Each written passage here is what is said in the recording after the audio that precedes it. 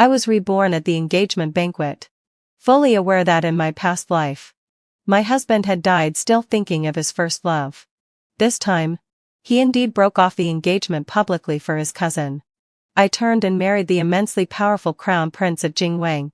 Those who once looked down on me now had no choice but to kneel and address me as the Princess Consort. I was reborn at my engagement banquet with Jasper. The glass goblet caught the glaring light, and the faces of the guests blurred into patches of color among the red silk. The soft clink of jade chopsticks against a celadon plate jolted me fully awake. Fingers pressed into my palm, pain reminding me this was no dream. Memories of my past life surged like a tide. I remembered Jasper, the man who was about to become a great general, standing across from me, his gaze cold and unyielding. I remembered even more clearly that on his deathbed, the only name on his lips was that of his cousin, Lily, Shashan, whom his family had sent away. Today, this marriage, I cannot proceed with it. Jasper's icy voice echoed through the hall, snuffing out all laughter in an instant. The entire assembly froze, eyes sweeping toward me as one. My parents' faces turned pale in shock. Jasper, what do you mean by this? My father asked, trying to suppress his anger. Without glancing at me, Jasper drew the marriage certificate from his breast pocket. My marriage to Sharon, I cannot honor, he said, his voice quiet but each word sharp as a blade, cutting not just into my heart, but into the 10 years of devotion I had wasted on him in my previous life. Jasper. His grandfather rose suddenly, his cane thudding heavily against the floor. But Jasper merely gave the room a cold glance, then performed the same action he had done in my past life. He tore the certificate to pieces. Snow-like shards drifted down. Then he turned and strode out, leaving a trail of finality. Stop. My father finally lost control. Do you take the Sharon family for fools? To humiliate us so? Jasper paused, his sharply defined face framed by the shifting light, colder than ever. Lily is leaving the capital to marry afar today. I cannot betray her. A ripple of shock spread through the hall. Whispers flooded among the guests, some sympathetic, some pitying, and some cruelly entertained. In my past life, I had cried and begged him to stay, only to be met with his resolute departure and the mockery of the entire capital. But not this time. I rose slowly, lifting the goblet of ceremonial wine from the table. The glass was cool against my fingers, the amber liquid swaying gently. Before all their astonished eyes, I drank it down in one go. Then I laughed a clear, ringing laugh that shattered the stunned silence. Perfect, I said, setting the cup down and surveying the room. I was going to break off the engagement anyway. Thank you for speaking first, Jasper. Jasper finally looked at me properly, a flicker of surprise in his eyes. He had not expected that I, the Sharon heiress who had always pursued him, would react this way. You need not force a smile, Sharon, he said coldly. This is my failing, and one day I will make amends. Amends? I laughed softly. Do you think I was speaking out of anger? I stepped forward and picked up a piece of the torn certificate from the floor. The red paper, gilded with gold, perked my eyes. The one you longed to chase after. Lily, do you know why she is marrying far away? Jasper's brow furrowed. What do you mean?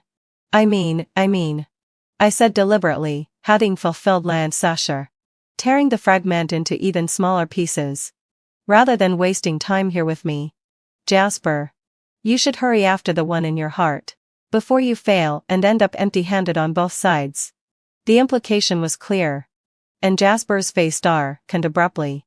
How do you know about Lily? How did I know? In my past life, I had watched him go mad over her, winning battles and accumulating military honors just to bring her home one day. I had watched him, on his deathbed, whisper her name while forgetting me, the wife he was supposed to cherish. How could I not know? I had been reborn, carrying the ashes of 10 years of unrequited devotion. Jasper. I curved my lips. If you don't leave soon, your cousin's bridal carriage will have already left the city. He studied me deeply, an unreadable mix of doubt and urgency in his gaze, which finally hardened into resolution. Then he mounted his horse and vanished into the night, just as he had in my past life.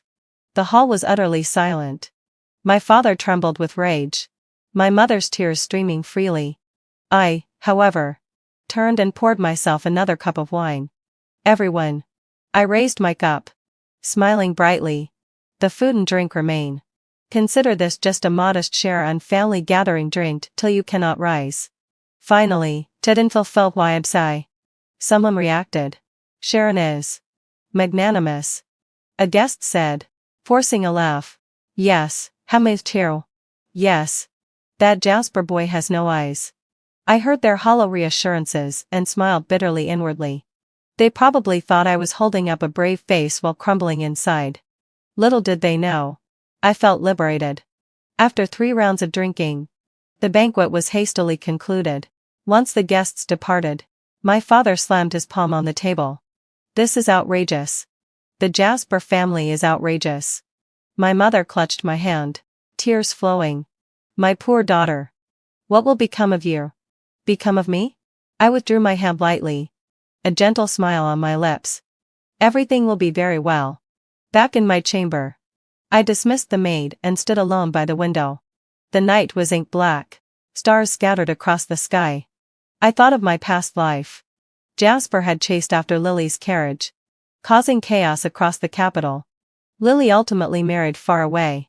And Jasper was punished severely by his family. Sent to the frontier to serve in the army. He distinguished himself in battle, and became a mighty general in just 5 years. I had waited for him until I was 23. Only to marry another due to family pressure. But fate mocked me within a year. Jasper returned victorious to the capital. His first act was to confront me. Resentful that I had married someone else. How ridiculous. He abandoned me publicly. Yet blamed me for not waiting. Later, my husband's family fell into decline. And I died of a broken heart. I heard that before he died in battle. Jasper's last words were Lily's name. This time, I would not be so foolish. Miss Peach, my personal maid, entered timidly.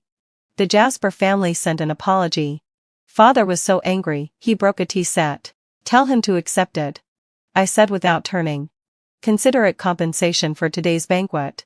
Peach froze.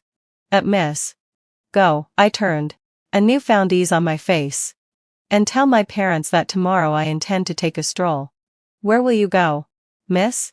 To see, I said, a faint curve to my lips. How many fine young men are in this capital besides Jasper? Peach was dumbfounded. I ignored her and began planning quietly. Reborn. I would not only live freely but make those who wronged me pay. Jasper. You chose to abandon me. Do not blame me later if you become unattainable. Suddenly, the sound of rapid hoofbeats outside reached me. A familiar figure appeared on horseback at the gate. It was Jasper returning. He looked up, and our eyes met. In the night, I saw panic in his gaze like never before. Sharon. He called urgently. Lily's bridal carriage hasn't left the city. I watched silently, having till sultly. Saying nothing. You knew all along? He demanded, his gaze sharp enough to pierce my heart. I smiled lightly. The real show had only just begun. I stood by the window, looking down at the disheveled man on horseback. Jasper's hair was slightly tousled. His embroidered robe dust-streaked. It was a far cry from the composed, aristocratic Jasper I knew. Sharon, tell me, where is Lily? His voice, tinged with urgency, almost pleaded. In my previous life, had I ever seen him lose his composure for me like this? Jasper.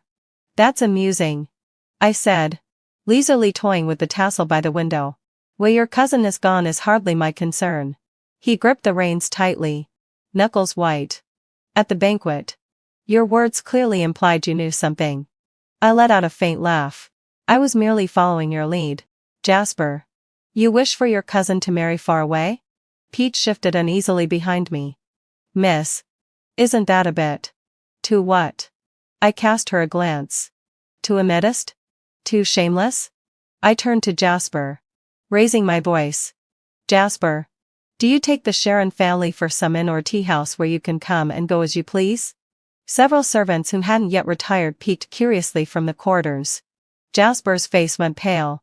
He probably never imagined the day would come when I would publicly chastise him like this. After all, in my previous life, I had always been the careful, eager to please Miss Sharon railing behind him. Today's matter, I acted rashly, he said, struggling to maintain decorum. But, Sharon, for the sake of the bond Lily and I have shared since childhood, if you know her whereabouts, you must tell me. A bond? How ironic that the word should come from his lips. When had Jasper ever honored any bond with me? With a marriage promise in place, he publicly abandoned me for another woman. And now he had the audacity to ask me for bond? Jasper. I leaned against the window, moonlight casting across my face. I'm curious if I truly knew where Lily was. What would you do? Hope flickered in his eyes. I would, of course, go find her. And then? I asked softly. Bring her back only to be a hidden concubine? Or have your Jasper family humiliate her further, sending her even farther away? Jasper froze. He clearly hadn't considered such things. Perhaps, in his noble-blooded arrogance, he believed that if he desired something, he would inevitably obtain it. Lily, I won't let her suffer, he said firmly, yet naively. I almost laughed aloud. Won't let her suffer. And what of my suffering? Jasper. I suggest you consult your mother, I said lightly. Perhaps she can give you an answer. Jasper's pupils constricted. What do you mean?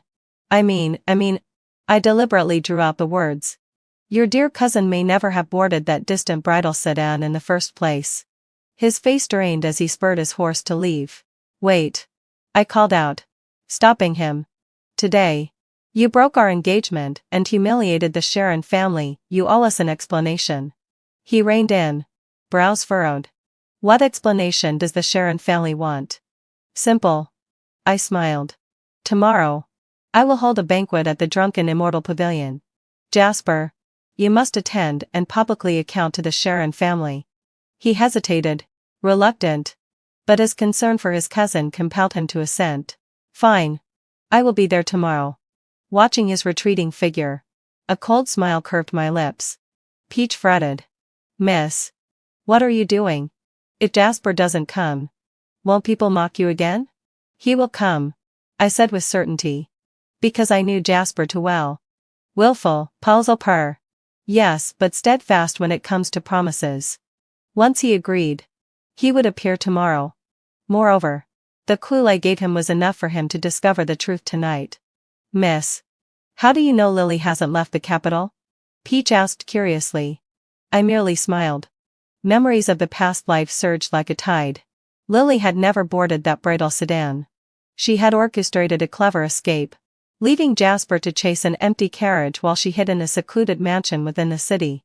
When Jasper finally caught up, the family had no choice but to acknowledge her as his bride, and I became the laughingstock of the entire capital. This time, I would not let her succeed. Peach, prepare my outfit, I instructed. Miss, going out now? So late. Precisely because it's late. We get to watch the show, a sly light glinting in my eyes. Half an hour later, in an inconspicuous sedan, I silently arrived outside a secluded mansion in the western part of the city. Not far from the Jasper estate. It was a lesser-known residence of the family.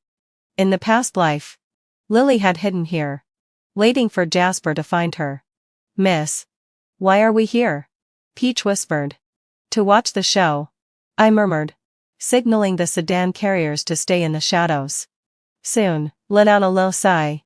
The sound of urgent hoofbeats approached. As expected, Jasper arrived. He dismounted and knocked. The door opened quickly. A woman in white leapt into his arms. Even from a distance, I recognized Lily. Miss, having fulfilled session. That speech gasped, covering her mouth. I watched the pair embrace. Emotionless.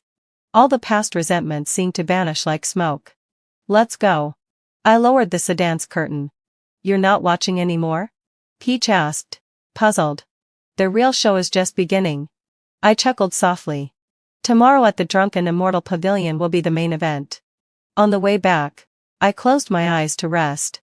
Memories of my previous life flashed by like a carousel. I recalled how Jasper had been exiled to the frontier over the scandal with Lily. How he rose in the army to become a famed general. How, upon returning victorious to the capital, he resented me for marrying another. And how, before my death, I heard he had fallen in battle, still whispering Lily's name. This life, I would make them reap what they had sown. The next morning, I chose a vivid red gown. Before the mirror, my bright eyes and perfect smile shone. My beauty surpassing snow. You look stunning today, Miss, Peach said, pinning a golden hair ornament in my hair. Exactly the effect I wanted. I smiled. The Drunken Immortal Pavilion was the grandest restaurant in the capital. I had reserved the entire third floor, inviting most of the guests from yesterday's engagement banquet. Even several government officials friendly with the Jasper family were among them. What is Miss Sharon planning? I heard Jasper fled his wedding yesterday. And today Miss Sharon wants an explanation at the Drunken Immortal Pavilion. A woman making such a public display, so unseemly. She, quietly. The Sharon family is not to be trifled with. I sipped my tea calmly, listening to the murmurs around me. By mid-morning, Jasper arrived. His face showed fatigue, dark shadows under his eyes. Clearly sleepless from the night before. Yet more striking was the white-clad woman following him. Her face hidden beneath a veil. Even so, her delicate figure and fragile posture told me immediately it was Lily. Perfect. I had been worried the drama lacked a heroine. Sharon. Jasper approached, his tone heavy with complexity. Jasper arrived on time, truly admirable, I said, setting down my teacup, my gaze falling on the woman behind him. And this lady is? Lily gently lifted a corner of her veil, revealing the face I had loathed to my very bones in my past life. Delicate and pitiful. Her eyes tinged with red, as though she had suffered an immense injustice. Sharon. Her voice was so soft it could drip. Lily has come to apologize to you. A murmur ran through the hall. The very same Lily who had been sent away yesterday had somehow appeared here today. What a scandal. Jasper had clearly not expected her to follow, his expression darkening. Lily, you shouldn't have come, he murmured. Brother Jasper, I cannot let you bear this alone. She lifted her eyes to him, her gaze lingering. A pair of tragic lovers. Indeed. I almost wanted to applaud them. Apologize? I laughed lightly. What crime has Lily committed? Lily dropped to her knees, eliciting gasps from the crowd. Lily shouldn't have fallen for Brother Jasper. Nor should she come today to embarrass you. Sister. Her voice choked with emotion. But Lily and Brother Jasper truly love each other. Please. Sister. Bless us. A clever maneuver advancing by retreat. Had I still been the naive, foolish heir and heiress of my past life, I might have been infuriated to the point of losing reason. But now, I could only find it ridiculous. Lily, having fulfilled my sigh. Please rise, I said, helping her to her feet, my smile gentle. What wrong have you done? True love is a beautiful thing, there's no need to apologize. Lily froze, clearly not expecting my response. Jasper, too, looked at me in surprise. In fact, I turned to face the guests, my voice clear. Yesterday's incident was something Jasper and I had discussed early on. The hall fell silent, every eye wide with shock. Jasper and I both agree that marriage should never be forced. Since his heart belongs to another, I naturally grant my blessing. I glanced at Jasper, my smile deepening. I just didn't expect his acting skills to be so convincing, even tearing the marriage certificate looked real. Jasper's face darkened. Sharon. You let out a low sigh. But it works out well. I interrupted him. Now the whole capital knows Jasper's devotion to Lily. And that the Sharon family is magnanimous. I stepped in front of Lily and took her hand. Lily. You and Jasper love each other. I will gladly allow it. Just do not betray the heart he has given you. Lily's hand trembled slightly in mine. She could not comprehend my intentions. In fact, even Jasper was at a loss. Sharon. What are you trying to do? Jasper's voice was low. Trying? I laughed lightly. You think I'm trying? I released Lily's hand and walked to the window, gazing down at the bustling street below. Then I turned to face the assembled guests, my tone abruptly cold. I merely wished to make this a witness to all present. Yesterday, Jasper publicly destroyed our engagement, insulting the Sharon family's honor. Today, I, Sharon, hereby declare our engagement with Jasper null and void. From this moment on, our marriages are entirely unrelated. Before my words had fully fallen, a commotion rose from the staircase. Jasper's father and mother hurried in, clearly just hearing the news. Ungrateful son, Jasper's father bellowed as he saw him. Jasper's mother, however, fixed her gaze firmly on Lily. The real show was about to begin. Jasper's mother's face was frighteningly pale. Her eyes burned into Lily, as though flames would shoot forth. How, are you here? She said, her voice low but seething with anger. Lily flinched, instinctively hiding behind Jasper. This only fueled Jasper's mother's fury. Jasper, what is the meaning of this? His father frowned, noticing Lily. Wasn't Lily supposed to leave the capital this morning? The hall fell silent. All eyes focused on this unfolding scandal. I leisurely sat back, sipping my tea. Good tea, it really was good. Father. Mother. Jasper stepped forward, shielding Lily behind him. Allow me to explain later. Explain? Jasper's mother's voice sharpened. Explain what? Explain why a cousin who should have married afar appears at your broken engagement banquet with Sharon?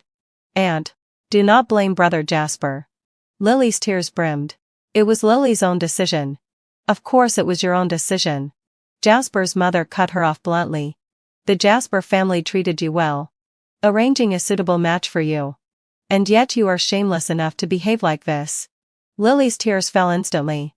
The sight of her sobbing like a delicate flower pained Jasper deeply. Mother, please choose your words, he said, holding her tighter. Lily is also a lady from an official household. She should not be humiliated this way. Official household? Jasper's mother scoffed in anger. A cousin living under our roof, deserving of such a title? Were it not for her late mother, the Jasper family would never have taken in such an ungrateful thing. The weight of her words nearly unbalanced Lily. Jasper quickly steadied her and glared at his mother. Mother? What? Am I wrong? Jasper's mother glanced around, realizing the number of witnesses, and forcibly suppressed her anger. Sharon, today's matter is the Jasper family's fault. My son acted recklessly, but this is not the family's intention. The engagement can still be discussed. I gently set down my teacup.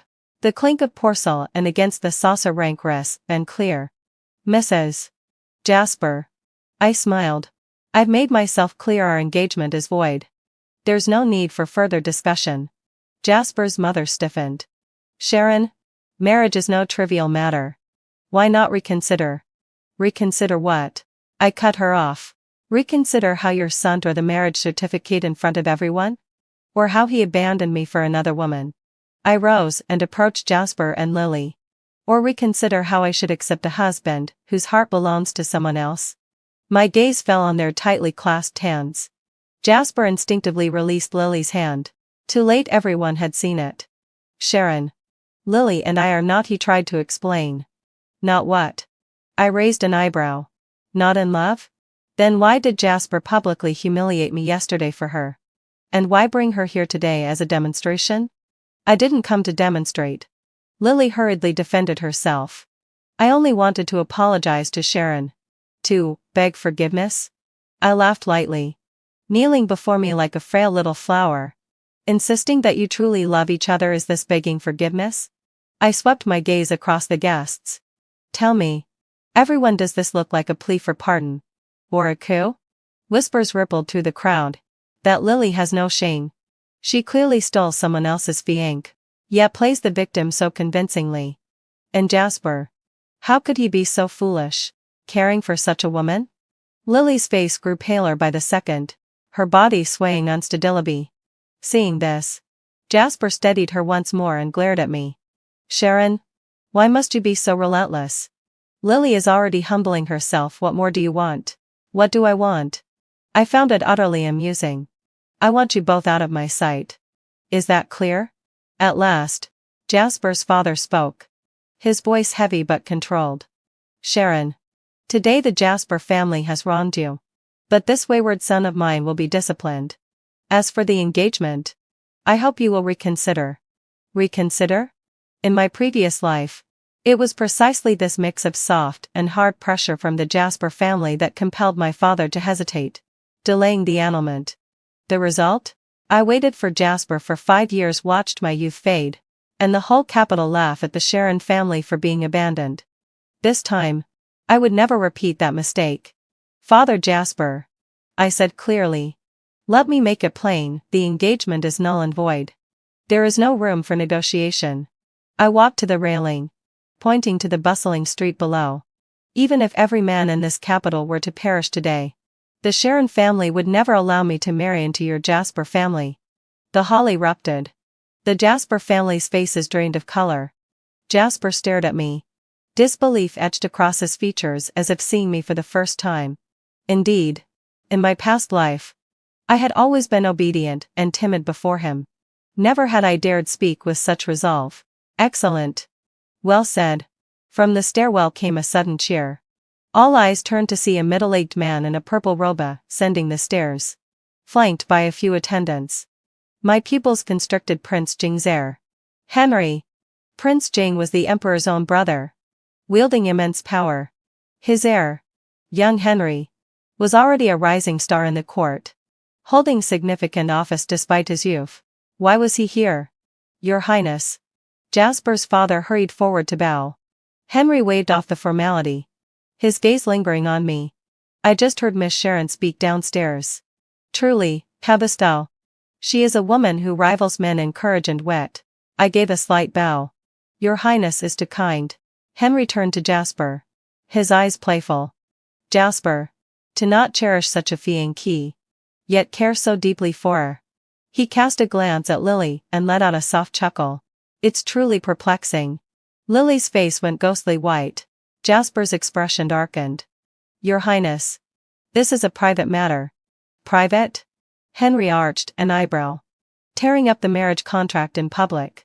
Bringing your cousin to humiliate your fiancée, this hardly seems private, does it?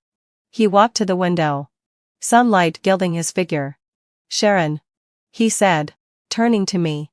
Since you have annulled your engagement, would you consider a proposal from my Jingwang mansion? A single sentence stirred a storm of whispers. The heir of Prince Jing was proposing to the newly single Miss Sharon? Even I was momentarily stunned. In my previous life, I had no dealings with Henry. Why would he withhold? The Jasper family's faces were pale with shock. If I married into the Jingwang mansion, the humiliation they inflicted on me today would become an everlasting thorn in their side. Your Highness speaks humorously, having fulfilled my sigh. I quickly regained composure. Having just endured this, Sharon has no intention of marriage at present. Henry did not press the matter, smiling faintly. No matter. There will be time enough in the future. He then turned to Jasper and Lily. However, today's little drama has been most enlightening. He approached Lily, looking down at her imperiously. Lily, I heard you were supposed to marry far away today. Why are you here instead? Lily trembled, tears welling in her eyes as she looked at Jasper. Your Highness. Jasper shielded her behind him. This is a matter of our family. A family matter? Henry chuckled. If I recall correctly, Lily's marriage was arranged solely by Jasper's mother. Escaping her marriage today is blatant defiance of imperial order. The phrase defiance of imperial order struck everyone like lightning. So Lily's marriage had been an imperial match. Jasper's mother's knees buckled, barely able to stand. Your Highness. There must be some mistake. Mistake? Henry produced a roll of bright yellow silk from his sleeve. This is the imperial decree received at the Ministry of Personnel this morning, appointing Lily as county princess for a political marriage to the northern border. Mrs. Jasper, do you still call this a mistake? A political marriage? Lily, chosen as county princess for a royal alliance. Her fleeing was treason punishable by death along with her entire family. Lily screamed, fainting completely. Jasper caught her. His face as pale as paper. Henry no longer looked at them, turning to me with a faint smile. Sharon, an SRI. My apologies for the intrusion. Should the need arise, the Jingwang mansion will always be at your service. With that, he departed with his attendants, leaving the hall in stunned silence and the Jasper family utterly humiliated. I gazed at the unconscious Lily and the bewildered Jasper holding her, a cold smile curling my lips. So this was the reason Lily had been so eager to seduce Jasper. She didn't want to marry far away. She aimed to force a consummation so the Jasper family would be compelled to protect her. Unfortunately for her, she had miscalculated. Defying an imperial decree and fleeing her marriage was a crime punishable by extermination. Now the Jasper family couldn't even save themselves. How could they save her? Miss, shall we leave? Peach whispered. I nodded, taking one last glance at the farce. Mrs. Jasper slumped to the floor. Mr. Jasper's face was grim as iron. And Jasper clutched Lily. Utterly lost. Those who wronged me in the past life were finally tasting their just desserts. But it was not enough. Far from enough. I stepped out of the drunken immortal pavilion into the blinding sunlight. A magnificent carriage waited before me. The window rolled down to reveal Henry's smiling face. Sharon, shall I escort you? I met his deep gaze and realized, this rebirth might prove far more entertaining than I had imagined. I stood at the entrance of the drunken immortal pavilion, the sunlight dazzling. Henry's carriage was exquisite, drawn by four pure white horses. The insignia of Jingwang mansion glinting in the sun. Sharon, shall I escort you? His voice carried a playful edge. I inclined slightly. Thank you for your kindness. Your Highness. Sharon's sedan awaits. He did not insist, offering a faint smile. A pity. I had hoped to discuss the Jasper family affair with you. There was more than met the ear in his words. But for now, I did not wish to entangle myself with the immensely powerful heir. Safe travels, Your Highness. I kept my smile courteous. Henry looked at me deeply, then lowered the curtain as the carriage rolled away. Only when it disappeared around the street corner did I exhale lightly. Miss, was that really the heir of Prince Jing? Peach whispered, eyes wide with awe and suspicion. I nodded, though my thoughts had already drifted far beyond the bustling street. In my past life, I knew little about this heir apparent, only that he was young yet deeply favored by the sovereign, wielding great influence at court. Why would he suddenly show me favor? Was it a mere whim, or did he have ulterior motives? Sharon. My father's call broke my thoughts. He hurried out of the drunken immortal pavilion, his expression grave. Just now, I didn't fulfill my accept the crown prince's heir. Merely a chance encounter, I replied lightly. Father clearly did not believe me. But given the circumstances, he asked no further. On the carriage ride home, each of us was lost in our own thoughts. As the carriage halted before the Sharon estate, the butler rushed out to meet us. Master. Miss. The Jasper family has arrived. Father and I exchanged a glance, each seeing understanding reflected in the other's eyes. So, they had indeed come. In the parlor, Jasper's father and mother sat restlessly. The moment they saw us, Jasper's mother rose immediately, plastering a forced smile across her face. Mr. Sharon. Sharon. We deeply regret today's incident. It is truly a fault of the Jasper family. Father snorted coldly and strode to the main seat. Jasper has come today for what purpose? Jasper's father looked embarrassed.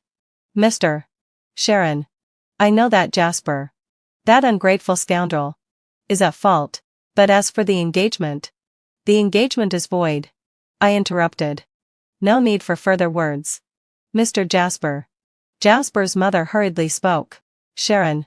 I understand your anger. But Jasper is young and foolish, beguiled by that Lily. So that gives him the right to publicly shame the Sharon family? Father slammed his hand on the table. Sanjoya. The Sharon family has treated your Jasper family well. And this is how you repay us? Jasper's father's face flushed. Mr. Sharon, please calm yourself. That ungrateful son has already been disciplined and confined to the ancestral hall for reflection. As for Lily, she defied orders to escape marriage. The law will deal with her. I sneered inwardly. As expected, the moment trouble arises, they rush to wash their hands of it. In my past life, The Jasper family had done the same once Lily got into trouble. They pushed her forward to take the blame. But this life, I would not let them have their way. Lily has nothing to do with the Sharon family, I said coolly. As for Jasper, since his heart belongs elsewhere, forcing anything is useless. Jasper's mother exclaimed. Sharon? Jasper, he was only momentarily confused. Confused enough to bring a cousin to the broken engagement banquet? I smiled faintly. Mrs. Jasper. Sharon, am not so desperate as to marry a man whose heart belongs to another.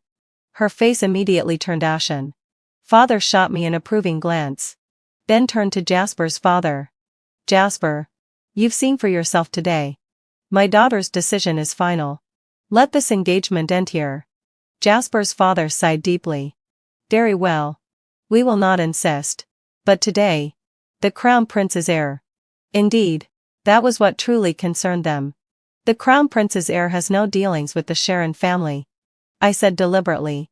Today was purely a chance encounter. The Jasper family visibly relaxed. After seeing the Jasper couple off, Father dismissed the attendants and looked at me seriously. Sharon, tell me honestly, why did the Crown Prince's heir intervene on your behalf? I shook my head.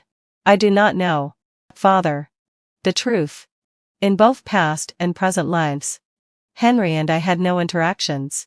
His actions today had truly caught me off guard. Father paused and thought. The Crown Prince's household is powerful, beyond what the Sharon family can reach. Since you've just broken off an engagement, it's best to avoid mingling with such nobles. I nodded in agreement, though inwardly I knew that now that Henry had noticed me, avoiding him would not be so simple. Sure enough, 3 days later, an invitation arrived from the Crown Prince's estate. Crown Prince Henry invited me to the estate's flower viewing banquet in 3 days' time. Miss. This? Peach held the gilded invitation.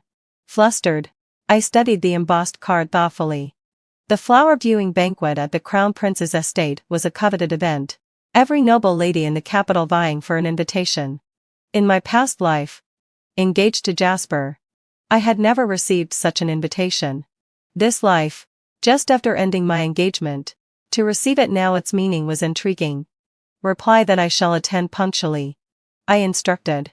Peach looked astonished. Miss, didn't Father say? I've taken care of Father. I smiled. Since Henry extended an olive branch, why would I not accept? This life, I would live freely and ensure those who wronged me paid. Power, after all, is the sharpest weapon. 3 days later, I dressed meticulously and rode in a carriage to the Crown Prince's estate. The estate was imposing. The red lacquered gates thronged with the capital's elite. As my carriage halted, many eyes turned toward me. Is that the Sharon family's miss? Why is she here? Didn't Jasper's family break off her engagement? I hear the Crown Prince himself sent the invitation. Really? Why would the heir invite a girl whose engagement was broken? I ignored the murmurs.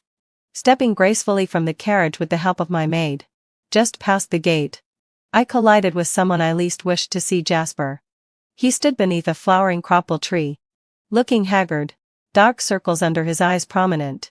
Seeing me, he froze briefly, then hurried forward. Sharon, what are you doing here?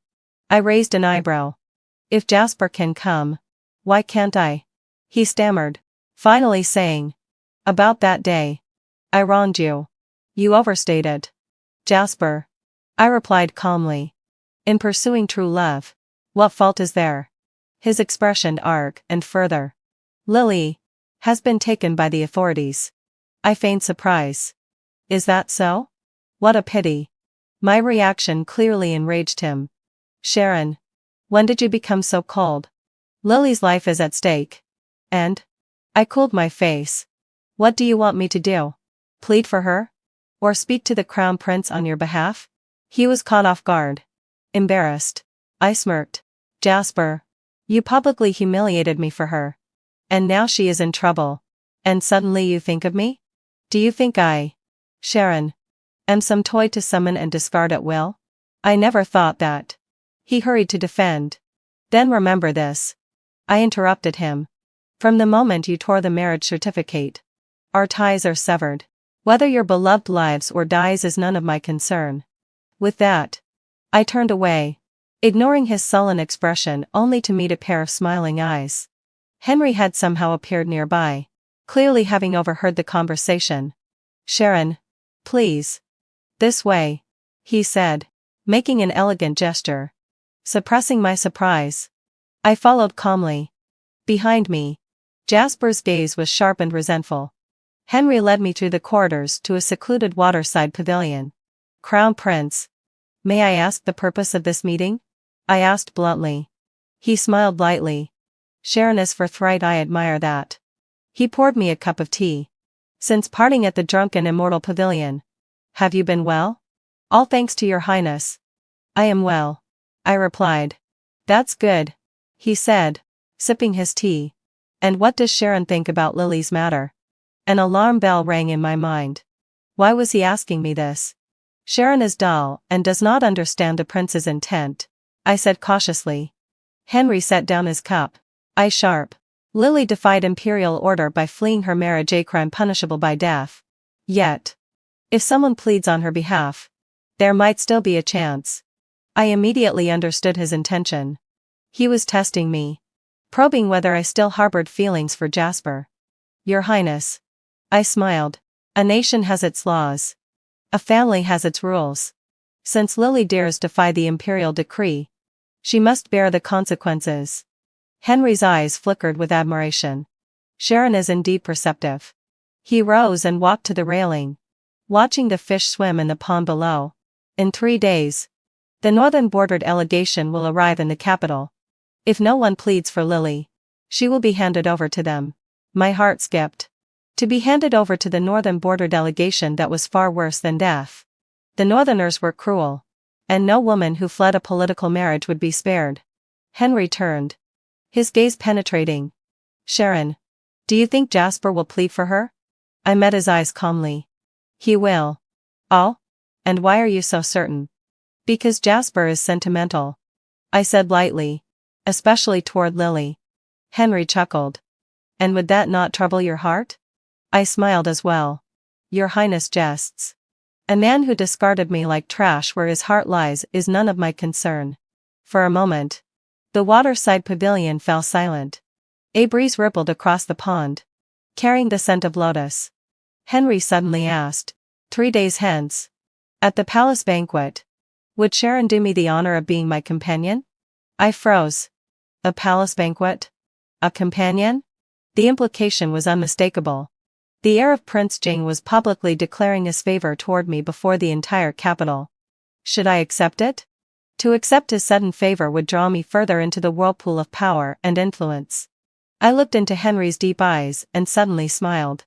"Your Highness does me great honor." Sharon is humbled. After all, having been reborn, why not play the game boldly? "Jasper, Lil, your little game has only just begun." 3 days later, the carriage of Jingwang Mansion arrived punctually at the Sharon family residence. Henry came personally, drawing curious glances from the entire street. I wore a water blue court dress, my hair styled high, adorned with a single simple jade hairpin, which only accentuated the porcelain whiteness of my skin. My father stood at the doorway, expression conflicted. "Sharon, the palace is full of intrigue. Be cautious in all matters," he whispered. I nodded. "Your daughter understands." Inside the carriage, Henry was unusually silent. Only when the palace gates loomed did he speak. "At tonight's banquet, the northern border delegation will also be present." I understood immediately. "Your Highness worries about Lily?" He smiled lightly. "I worry Sharon might soften her heart." "You worry needlessly." I gazed out at the towering palace walls. "Sharon may not be without heart, but she understands what it means to face the consequences of one's actions." Henry gave me a long look and fell silent. The palace banquet was held in the imperial garden, ablaze with lights, music floating gently on the air. As Henry and I entered side by side, the previously lively hall fell quiet. Countless eyes turned toward me, some surprised, some curious, others envious. I could feel the sharp gazes of the noble ladies like knives. After all, Henry was the dream of many young noble women in the capital. Yet here he was, Attending the banquet with a woman just divorced by the Jasper family, an undeniable slap in the face to them all. Your Highness. A soft, delicate voice rang out. I turned to see a girl in a pale yellow court dress approaching. Her gaze lingering on Henry. Completely ignoring me. It was Princess Clara. Henry's cousin. The woman who had loved him to the grave in my previous life. Clara. Henry nodded lightly. Only then did Clara seem to notice me. Feigning surprise. And who might this be? Sharon? Daughter of David. Henry said briefly. Clara scrutinized me. A mocking smile curling her lips. I get thee too. The Sharon who was rejected by the Jasper family. Her voice was just loud enough for everyone nearby to hear. Whispers erupted immediately. I remained composed. Smiling faintly. Princess. Your news is swift. But it is not a rejection, it is an annulment. Clara was taken aback by my composure. Momentarily speechless. Henry's eyes twinkled with amusement as he naturally took my hand. The banquet is about to begin. Let us be seated. His gesture, unmistakably, having till Sylvain session, was a public declaration of his favor. Clara's face fell. Her displeasure obvious. The banquet commenced. With music and dance filling the hall.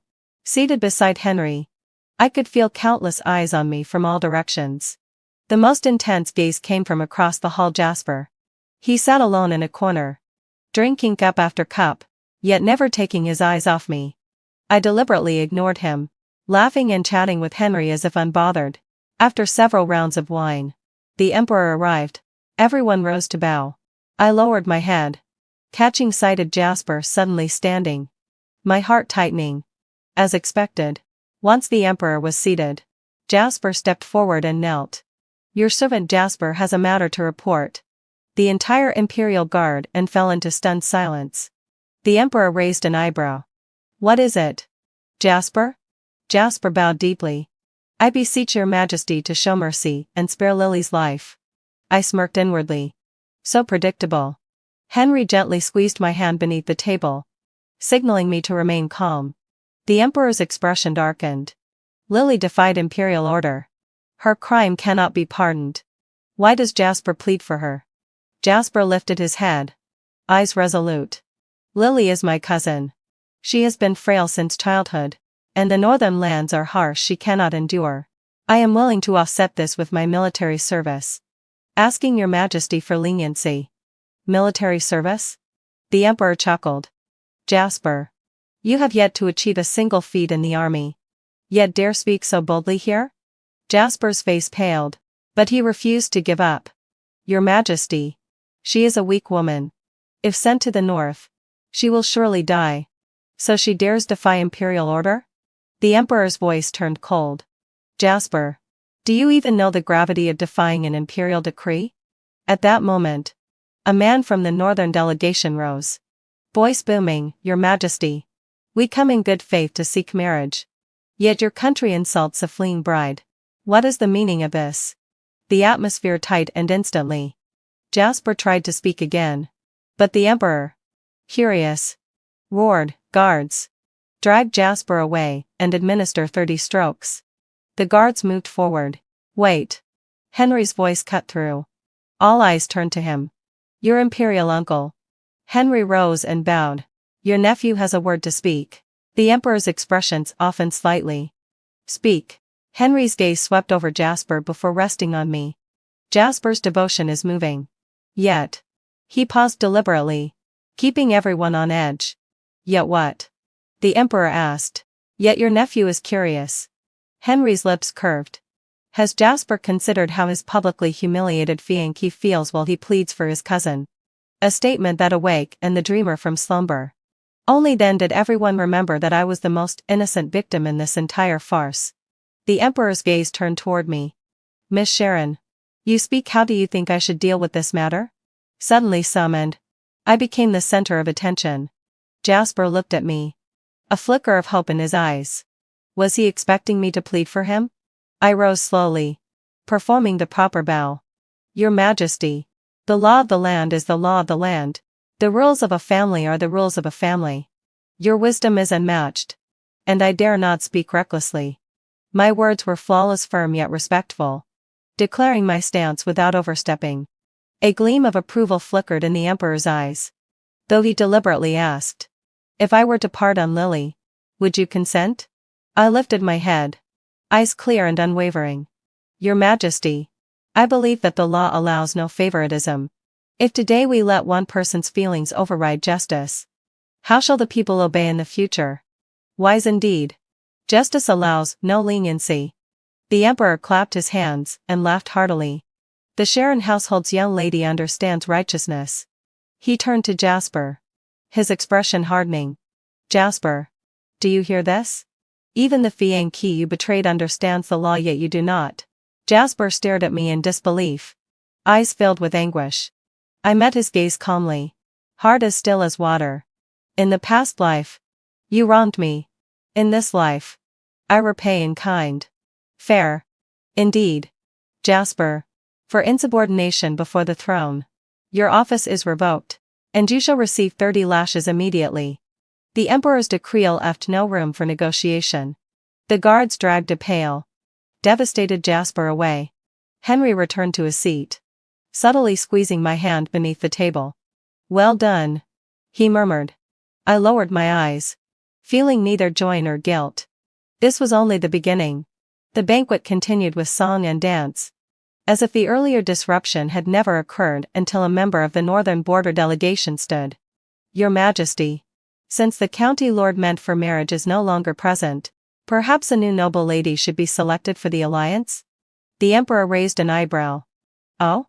Does the envoy have someone suitable in mind?" The envoy's gaze swept across the hall before settling on me. "I believe this Miss Sharon, dignified and poised, is the ideal candidate for the alliance marriage." The jade chopsticks in my hand nearly slipped. Henry's grip tightened, though he still wore a composed smile. "The envoy speaks in jest. Sharon has just ended her engagement. It is not appropriate to discuss marriage now." The envoy pressed on, unconcerned. "Precisely because she is no longer engaged, she is even more suitable. The northern border has no objection."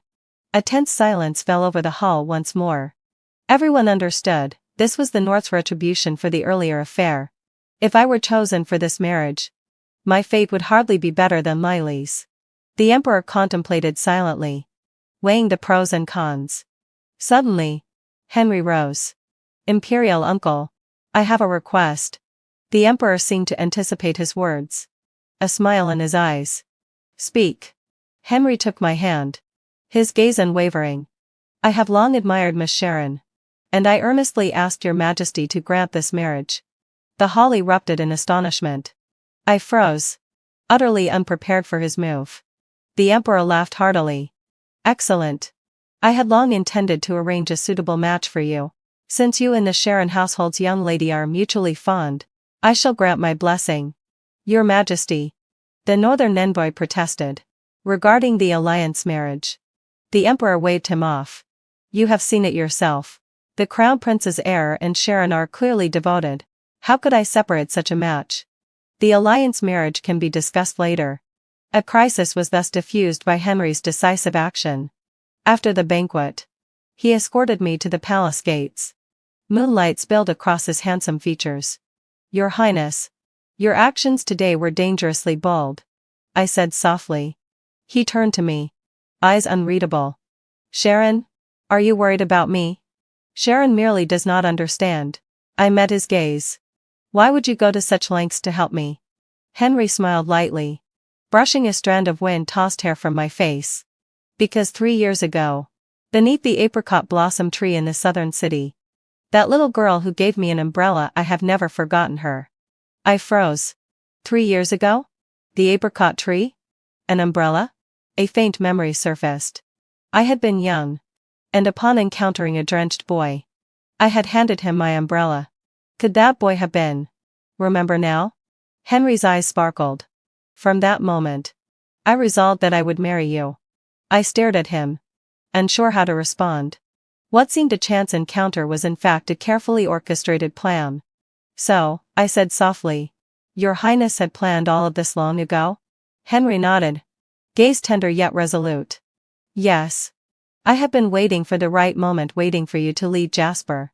The palace lanterns swayed, casting long shadows across the floor. I looked at this calculating man before me and laughed. Very well. Then. Sharon shall accompany your highness and see this play through. Reborn. I was no longer the naive Sharon of the past. Since I was destined to be swept into the whirlpool of power, why not choose the strongest ally? Henry's smile under the moonlight was exceptionally captivating. Excellent. Then first, let us send a grand gift to the Jasper family. News of the Crown Prince's heir proposing to Miss Sharon spread throughout the capital overnight. The next morning, the dowry from the Crown Prince's estate was delivered in a grand procession to the Sharon household. 128 sedan boxes of gifts lined the street: gold, jade, silk, Hadental silk, websai.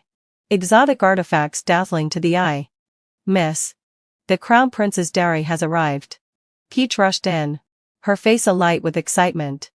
I stood by the window, observing the commotion below with unshaken composure. In my past life, Jasper's family had brought only 64 boxes. And I had been delighted like a fool. This time, 128, so what? It was merely a transaction. Sharon, father entered. Expression conflicted. The Crown Prince's heir, he. Father. Rest assured. I turned. I know what I am doing. Father sighed. I merely worry that the Crown Prince's household is of such high standing you might suffer after marrying in. I smiled lightly. How much worse could it be than being publicly rejected? Father was momentarily speechless. At that moment, the butler reported, Master. Miss. Mrs. Jasper requests an audience. Father and I exchanged a glance. They had come quickly. In the parlor, Jasper's mother fell to her knees the moment she saw me. And father instinctively stepped back. Sharon, no. Crown Princess. Please. Have mercy and save Jasper. She wept. I remained seated at the main position, calmly swirling the tea froth. Mrs. Jasper. What is this about? What has happened to Jasper? Yesterday, Jasper received 30 lashes, his injuries severe. This morning, the imperial edict arrived. He is to serve in the Northern Border Army. She sobbed uncontrollably. The situation there is dire. If he goes, he may never return. I blew gently over my tea. Jasper is skilled in both civil and martial arts. Serving in the North is a prime opportunity for him to achieve distinction. Mrs. Jasper should be pleased. Her head shot up. Sharon. I know Jasper wronged you, but you were once engaged. Can you bear to see him sent to die? Sent to die? I set down my cup. Jasper's mother. Your words are mistaken. Serving one's country is a duty, not a death sentence. Seeing that I would not be swayed, Jasper's mother turned to my father and cowed. Father Sharon, for the sake of our family's long-standing ties, I beg you to plead with His Highness on her behalf. My father's face fell, and he looked at me. I rose and stepped toward Jasper's mother, helping her to her feet. Madam, I said gently but firmly, I am powerless in your son's matter. The imperial decree has been issued. How can it be altered at will? Desperation clouded her eyes. You truly have no mercy? I smiled faintly. Compared to publicly tearing up the marriage contract, my little mercy is nothing. With that, I turned and instructed, show our guests out. As Jasper's mother was being escorted from the Sharon residence, she happened to run into the chief steward of Jingwang Mansion. Dare to deliver the formal betrothal. I pay my respects to the future Princess Consort, the steward said respectfully. That single title, Princess Consort, drained the color from Jasper's mother's face. I inclined my head lightly. Rise, steward. He rose, casting a glance at her despondent figure, and deliberately raised his voice. His Highness instructed me to relay that he has petitioned the Emperor. 3 days hence is an auspicious day, suitable for marriage. 3 days? So soon? I frowned slightly, then relaxed. Please convey my thanks to the steward. Sharon obeys. At my words, Jasper's mother finally lost her strength and collapsed. I watched coldly as the Jasper family servants scrambled to lift her, feeling not a trace of pity. In my previous life, when I knelt before the Jasper residence, begging them not to send Jasper away. What did his mother say? Sharon, Jasper's future is more important. Do not cling to him. Now. It was her turn. 3 days later. Jingwang Mansion's wedding procession paraded through the city with music and fanfare. I sat before the bridal chest, adorned in my phoenix coronet and ceremonial robe, gazing at my radiant reflection in the mirror. You look exquisite today, Miss, Peach said, placing the final golden hairpin in my hair. From today onward, you must address me as Princess Consort, I said with a smile. My father stood outside, eyes glistening. Sharon, if you are wronged, return home at any time. A warmth stirred in my heart. Father, rest assured, I will take care of myself. The bridal sit-in approached, firecrackers exploding in celebration. I lowered my veil and, assisted by the wedding attendants, stepped from the chamber, passing the front courtyard. My eyes caught a familiar figure in the corner. Jasper. He leaned on a cane, his face pale, clearly not yet recovered from his injuries. Our eyes met for a fleeting instant, and his gaze was full of pain. I looked away inferiorly, as if he were a stranger. The sedan carried me all the way to Jingwang Mansion. The wedding ceremony proceeded smoothly. From the hall rites to the bridal chamber, everything unfolded as though witnessed, until only Henry and I remained in the bridal room. He lifted my veil, eyes alight with admiration. Princess Consort, today you are truly breathtaking. I lowered my gaze. Your Highness flatters me. He smiled softly and took my hand. Still angry with me? Sharon dares not. Dares not is just another word for still is, he murmured, leaning close so his breath brushed my ear. 3 days until the wedding perhaps rushed, but I feared that waiting too long would invite complications. I raised my eyes. Your Highness fears the northern border delegation might set their sights on me again? Henry nodded gravely. At the palace banquet, I could see the ennui was serious. If we did not act decisively, trouble would surely follow. I understood. The irritation I felt softened slightly. Besides, he added in a lighter tone, I had indeed waited far too long. In the glow of candlelight, his gaze was gentle, so different from the calculating Jingwang heir I knew. For a moment, I was momentarily disoriented. Your Highness, I asked softly, if I had not annulled my engagement that day, what would you have done? Henry smiled, his fingertips brushing my cheek. Then I would have made sure Jasper had no choice but to annul. Of course. I should have realized everything had been part of his plan. Sleep now, he said, rising. Tonight, I will sleep on the sideboard. I froze. But, until you truly accept me, I will not force you, he said calmly. That night, I lay in the bridal bed, restless. Henry's steady breath came from the sideboard. This Monty could not read him. The next morning, I finished dressing early and accompanied Henry to the palace to pay our respects. Halfway there, the carriage was suddenly blocked by a group of riders. Stop, a familiar voice rang out. Jasper. He rode in the middle of the road, gaunt, eyes bloodshot. Your Highness, I have words for the Princess Consort, he said, staring fixedly at the carriage. Henry squeezed my hand and lifted the curtain. Jasper, what is the meaning of this? Jasper? I hesitated briefly, then understood it was Henry's subtle mockery. Jasper, now only a junior officer, had no right to speak as a general. Jasper's face darkened further. I only wish to speak with the Princess Consort. My wife seems to have no dealings with you. Henry's tone turned cold. But Jasper ignored him, shouting toward the carriage. Sharon, I know you hate me, but for the sake of the past, please grant me a moment. A crowd of onlookers had gathered outside. I inhaled deeply and drew back the curtain to step out. What does Jasper wish to say? I asked, voice distant. Upon seeing me, his eyes flickered with pain. Sharon, can you truly be so cruel? I found it almost laughable. Jasper, if I remember correctly, it was you who tore up the marriage contract in public. You abandoned me for your cousin. And now, because I marry another, you accuse me of cruelty? The gathered crowd murmured in shock. So this is the Jasper who publicly annulled his own engagement. Shameless, he cancels the engagement himself, yet forbids her from marrying another? I heard his cousin was a fleeing bride from the northern border. Jasper's face flushed. I was just confused. Just confused. I sneered. Jasper's moment of confusion nearly ruined my entire life? Henry stepped forward, placing an arm around my shoulder. Jasper, if you have no urgent business, my wife and I must continue to the palace to pay respects. Jasper looked at Henry's hand on my shoulder, eyes almost shooting fire. Suddenly, he dropped to his knees. Sharon, I know I was wrong. Please, hadn't fulfilled my obsession. Give me a chance. His kneel shocked everyone present. Jingwang Mansion guards hurried forward to intervene. I, however, laughed.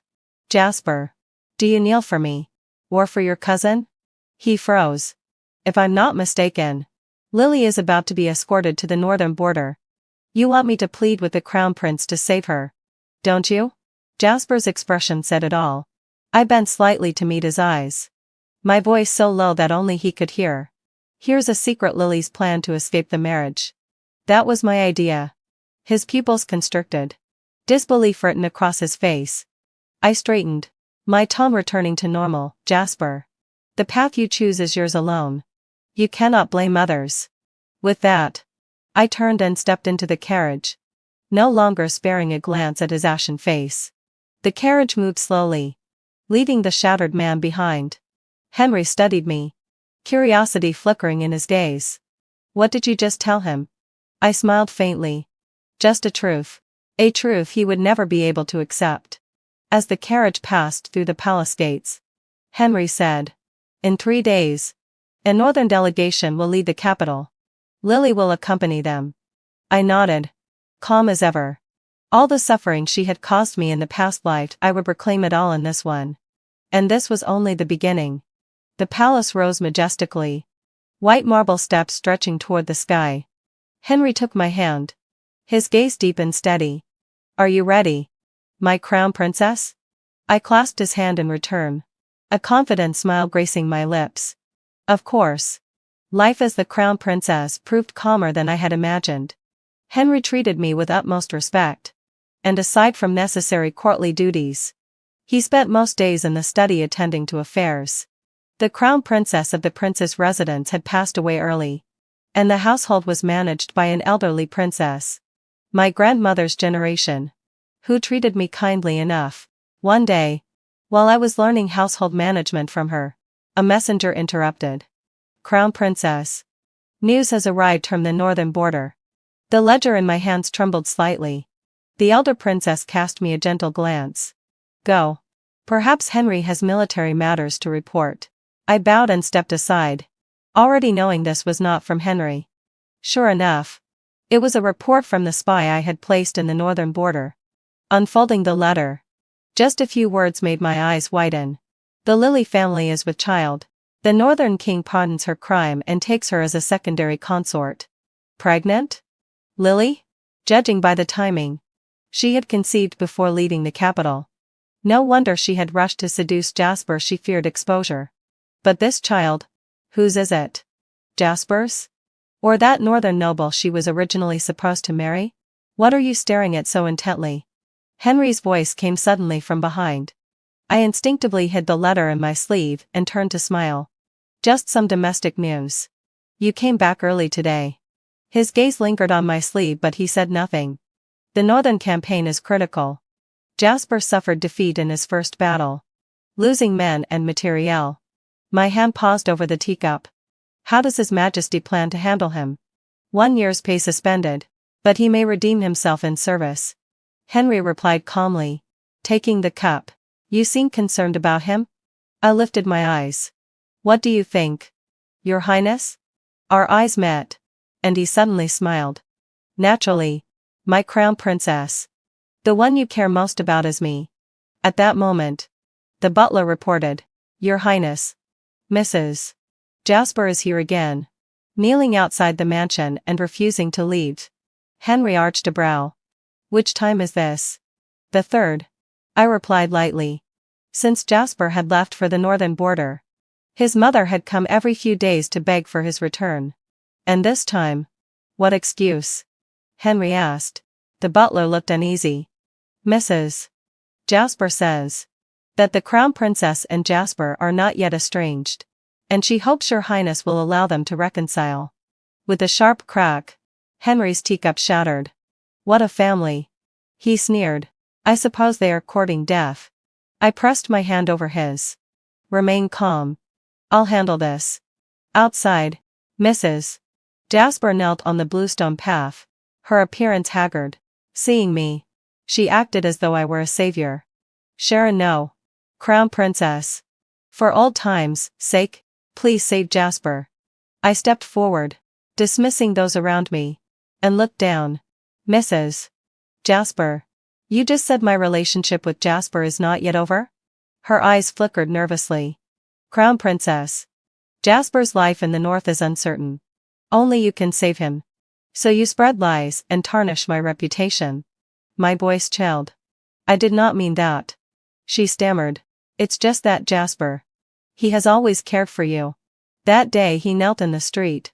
The whole capital saw. I laughed. So you think I could abandon propriety and decency to entangle myself with a married man? She froze. A married man? I feigned surprise. Mrs. Jasper. You didn't know? Lily married in the north now. She is the Northern King's secondary consort, and she is with child. Mrs. Jasper reeled, collapsing onto the ground. No, no. Impossible. Why impossible? I bent close, whispering in her ear. Judging by the timing, she was already pregnant before leaving the capital. Mrs. Jasper. Your precious son is quite brilliantly cuckolded. Her body trembled. Face ashen. I straightened. My voice calm again. Take Mrs. Jasper back to her residence. Should she speak nonsense again, she will answer to me personally. On the way back to the mansion, I felt a thrill of satisfaction. What they had done to me in the past life, I would repay in this one. As I entered the courtyard, Henry stood there, holding the letter I had just hidden. News from the north? His tone was unreadable. I felt a jolt, but kept my expression neutral. Yes. Why hide it from me? Sharon erred not. I lowered my eyes. It is merely a woman's affair. I did not wish to trouble you. Henry stepped closer, lifting my chin. My crown princess. It seems we both have many secrets. I met his gaze. And you, Your Highness? Our eyes locked. And he suddenly smiled. Good. Very good. He released my hand, returning the letter. 3 days from now, at the palace feast, the Northern King will arrive with his newly accepted secondary consort. My pupils constricted. Lily was coming back? His Majesty commands that we accompany them, Henry said, his tone heavy with meaning. This should be quite a spectacle. 3 days later, at the palace feast, I wore my ceremonial crown princess attire, sitting beside Henry at the head of the throne. When the Northern King entered with Lily, the hall erupted in murmurs. My once delicate cousin now dazzled with jewels, her belly slightly rounded, her every gesture brimming with charm. By her side, the Northern King, over 50, coarse-featured and imposing, contrasted sharply with her elegance. Your Majesty, I pay respects, Lily said with practiced formality, her gaze subtly brushing over me. The Emperor laughed. No need for such formality. I hear news of your pregnancy truly felicitous. Lily caressed her belly, smiling sweetly. Thanks to your Majesty's blessings. Midway through the feast, Lily suddenly rose. Your Majesty, I have an unusual request. Speak freely, my dear. Her eyes turned toward me. The Crown Princess and I are old acquaintances. I wish to speak a few private words with her, may I? The Emperor nodded in assent. In the Imperial Garden, Lily and I faced each other. Sharon. It seems you are well, she said, her smile soft, but her eyes sharp with intent. I smiled lightly. You are too polite. Your Highness. The secondary consort. You didn't expect this, did you? She said, resting a hand on her belly. I managed to come back this time as the northern border consort. Indeed. I didn't. I nodded. Consort. You have quite the skill. She leaned closer. Voice low. I know it was you who set me up. That letter suggesting I flee the marriage, it was you who sent it. I arched an eyebrow. Evidence? No need for evidence. She sneered. Once I give birth to the prince, the first person I'll deal with is you. I smiled lightly. Consort.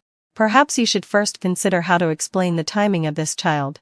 Her face fell. What do you mean? What I mean. Consort. You know well yourself. I brushed my sleeve. If the northern border prince learns this child isn't his, you're lying. Lily staggered back, her anger masking inner fear. I pressed forward step by step.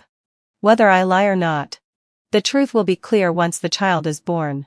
The question is whether the northern border prince has the patience to wait that long. Her face drained of color, and she suddenly lunged to push me. I had anticipated this, sidestepping easily, but she had used too much force, lost her balance, and tumbled to the ground. Ah, she screamed, her skirt now stained with blood. The palace attendants and eunuchs erupted into chaos. The northern border prince arrived at once. Furious. What happened? Lily pointed at me, tears streaming. Your Highness. The Princess Consort. She pushed me. All eyes turned to me. Henry stepped forward, shielding me behind him. Consort. Choose your words carefully. My wife would never do such a thing. The prince's eyes blazed. I saw it with my own eyes. How could it be false? Your Highness. Did you see her push anyone? Henry's tone was unwavering. At that moment, a timid voice quivered, and my lady. I saw it. A small palace maid, kneeling and trembling, confessed. It was the Princess Consort who pushed the consort. I smiled coldly to myself. So, she had been waiting here all along. The imperial physician hurried over, examined Lily, and shook his head. Consort has been startled. The fetus is unstable. She must rest. The northern border prince's anger flared. Your Majesty. Is this how your kingdom treats guests? The emperor's expression darkened. Sharon. Do you have anything to say? I stepped forward, bowing properly. Your Majesty. I did not push anyone. You still deny it. The prince roared. Your Highness. Calm yourself. I said, looking serene. I have proof. In the astonished silence, I pointed to a corner of the garden. Behind that stone lion. Someone is hiding. He saw everything that just happened. The guards immediately searched and dragged out a man. When he lifted his head, Lily's face turned pale. It was Jasper. How was he here? Henry whispered in my ear. I arranged it. I understood at once he had known all along. Jasper knelt, his expression complex as he glanced at me. Then spoke. Your Majesty. I witnessed it myself. The consort fell on her own and falsely accused the Princess Consort. Gasps echoed across the courtyard. You're lying. Why would you protect her at my expense? Lily screamed. Jasper lifted his gaze, filled with pain. Because I cannot bear to watch you make the same mistake again. He turned to the northern border prince. Your Highness. The child in the consort's womb is not yours. His words sent shockwaves through the crowd. The prince's face turned ashen. What did you say? Jasper cowed. The child is mine. The night before I left the capital, the consort came to me. And we too. You lie. Lily went mad, lunging at him. Why would you betray me? The scene descended into chaos. The emperor's anger flared. Shameful conduct. Seize everyone involved. Amid the commotion, Henry held my hand tightly. Enjoying the performance. My prince? I asked softly. He lowered his gaze to me, eyes glinting with admiration. My Princess Consort never disappoints. I watched Lily and Jasper being dragged away, feeling no satisfaction. The debts of the past life had been repaid in this one. From now on, I am only the Princess Consort of Jingwang. No ties remain to past grudges. Shall we go home? Henry murmured. I nodded, intertwining my fingers with his. The sunlight was just right, stretching our shadows long before us. This life, it has only just begun. The end. My childhood friend and I both made the list for government-sponsored study abroad. But he gave it up because he didn't want to be in a long-distance relationship with his girlfriend. I tried to persuade him kindly opportunities like this are rare. He should think it through, before deciding. In the end he broke up with his girlfriend, and chose to go abroad with me. Later, at our parents' urging, we grew close and eventually married, treating each other with respectful distance. Until the day his ex-girlfriend married someone else. He got drunk, argued with me, and shoved me off the rooftop. You deserve to die. If you hadn't persuaded me to go abroad, Silva and I wouldn't have split. I should be the one marrying her, he shouted.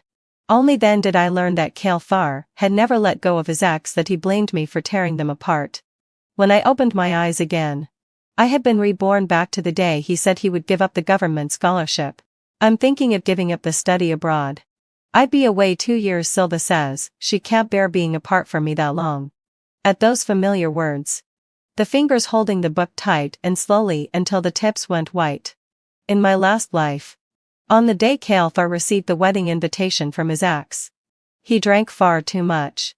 Worried he might be poisoned by the alcohol, I tried to take his bottle away to stop him from drinking more. But Kale Far shoved me aside and smashed the bottle against the framed wedding photo on the wall. Glass littered the floor, and red wine ran down my face from the split photograph. Kale Far looked at me with deep disgust and gripped my throat. Silva is married. There's no chance for us anymore. Isn't that what you wanted to see? Happy now? I stared at him in disbelief. We had been married nearly 3 years. I had always thought our relationship was solid and that we understood each other. Only when he was drunk did he finally speak his true feelings. It's all your fault for persuading me to go abroad. If you hadn't, Silva wouldn't have left me. It's your fault.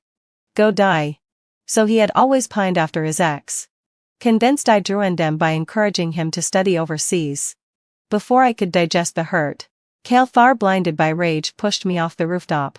The moment my body hit the ground, the tearing, searing pain was achingly clear. Ridiculously, when the police arrived, Kale Far could still stand there acting innocent, telling them I'd fallen while cleaning windows and accidentally tumbled from the roof. Leora, what are you thinking? Didn't you hear me say I'm not going abroad? He repeated when I didn't respond. I blinked, came back to myself, and gave him a thumbs up with both hands. Well done. I support you. Compared to love, a future is nothing. Your girlfriend must be so touched. I lowered my lashes to hide the irony in my eyes. This time, I wouldn't persuade him. Not if it would earn me someone's lifelong hatred. After all, in his view, love mattered far more than studying abroad. To Kale Far paused. No joy flitted across his face at my supposed support. The reply seemed to catch him off guard. He forced a couple of laughs. I'm surprised. I thought you'd try to persuade me. From your know-it-all scholar's perspective, studying abroad must be more important. My roommates don't understand me. Having you on my side makes me kind of happy. He said he was happy, but the creased line between his brows betrayed his dissatisfaction. If Silva weren't so clingy, if she weren't so incapable of being apart from me, I'd definitely go with you. His tone was testing, as if he expected something. I read the telltale signs in his anxious expression. Clearly, his intention to give up the scholarship wasn't that firm. He wanted to go abroad, yet could not bear to leave his pampered girlfriend, so he came to me. The perfect dupe. Kale Far had always been headstrong, but in my last life I had easily persuaded him otherwise. Only now did I realize, what looked like my convincing him was actually him maneuvering to serve his own ends. I cursed him silently, a scheming, two-faced man, both deceitful and sanctimonious. This time I would not play his game. I understand you, and your girlfriend just started dating. You're inseparable now. In the face of love, everything else has to step aside, I said, deliberately offering a backhanded compliment. If your girlfriend knew, she'd be so moved. At that, Kale Far's smile was strained. His brow knit so tightly, it could have squashed a mosquito. Just as he opened his mouth to reply, a sweet voice called out and stopped him. Kale Far. I turned to see Silva herself, fluttering over and tapping his shoulder with a teasing little reproach. I'd been looking all over for you. Why didn't you answer my messages? The moment she appeared, the hardness in Kale Far's face softened. He checked his phone at once. Silva. Sorry, my phone was on silent. I didn't notice your messages. He took her hand and teased. You came all the way here just to see me? Miss me that much? Silva didn't go to her university. She studied at the ordinary vocational college next door. It wasn't easy for her to get into our circle. If you hadn't come, you'd probably already be on your way abroad. She sniffed, eyes reddening. Her voice quavered in the quiet library. Their small drama drew glances from other students. But the two of them were lost in their own feelings. Silva was fair and pretty, with doe-like eyes that made her look pitiful when she cried. Kael'thar couldn't stand to see her like that. He held her close, clearly aching with guilt. I told you when I applied for the government scholarship I hadn't met you yet. If I'd known I'd meet you, I wouldn't have applied. But you've already been accepted. Silva shot back, unconvinced. I don't want a long-distance relationship. If you're not there when I need you, what's the point of this love? Seeing Silva threaten to break up, Kael'thar was a sweating, anxious mess. But he still didn't want to give up the chance completely. So he scrambled for excuses. Baby, I want to stay with you, but the environment abroad is complicated. Leora and I grew up in the same compound. I wouldn't feel right leaving her alone. If I don't go with her, my mom will say something. I, who had been quietly savoring the scene, froze. There was my name in his excuse. What? What does this have to do with me? He was brazen enough to say it out loud. I cut him off with a cold face, tearing away his flimsy cover. Food can be eaten recklessly, but words shouldn't be spoken carelessly. We're just neighbors. And I can't afford to sacrifice so much for you. I can't carry such a heavy burden. If you really want to study abroad, then you should be clear with your girlfriend. I believe she'll understand. After all, everyone knows how to choose between their future and love. Silva was heartbroken. I understand what you're saying. I won't come to you again. With that, she took 2 steps back and turned to leave, but her departure was much slower than her arrival. Kael'thar's expression changed suddenly, and he shot me a glare before rushing to grab Silva. As time passed, he finally made up his mind. To prove himself to Silva, Kael'thar made a promise. Don't worry. I'm not going abroad anymore. Being with you is the most important thing. I'll talk to the instructor tomorrow and tell him clearly. If there had been any hesitation earlier, his eyes now held firm resolve, as though nothing could sway him. After all, he truly liked Silva. Their relationship had just blossomed, and the feelings were intense. He didn't want to be apart from her. Silva's face lit up, and she excitedly threw herself into his arms. Kael'thar, I knew you'd choose me. We'll never be apart. The two of them hugged passionately, like a scene from a drama, drawing curious glances from people in the library. Taking advantage of the crowd's distraction, I quietly slipped away and found a secluded spot to continue studying. With finals approaching, everyone was working hard to catch up. In my previous life, Kael'thar had told me at this time that he was giving up on studying abroad.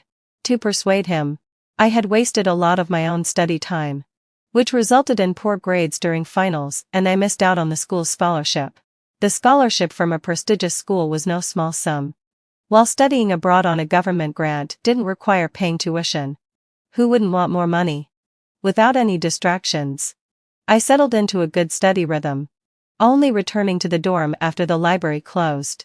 Once back, I picked up my basin of water and was about to go wash up when my roommate suddenly stopped me.